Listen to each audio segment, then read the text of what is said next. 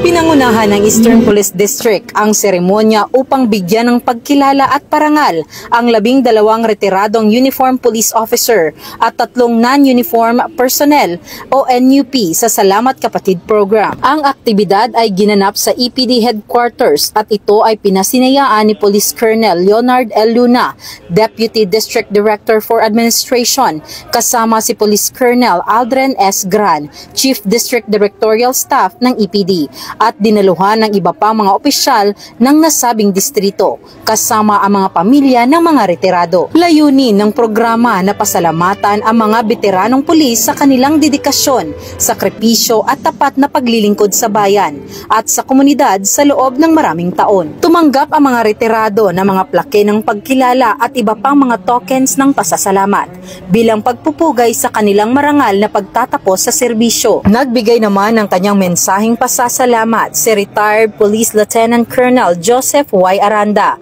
sa karangalang makapaglingkod sa bansa at sa mamamayan bilang alagad ng batas. Kanyang ipinaabot ang taos-pusong pasasalamat sa mahigit 20 years niyang pagsiserbisyo sa PNP na siyang nagsilbing pangalawa niya ng tahanan at pamilya. Nagpapasalamat ako sa Panginoon natin kasi sa haba ng panahon, nakaabot ako ng retirement na kahit pa paano, nasa maayos na kalagayan, kalusugan. Maging masaya ako kasi mababalik na ako sa mga pamilya ko.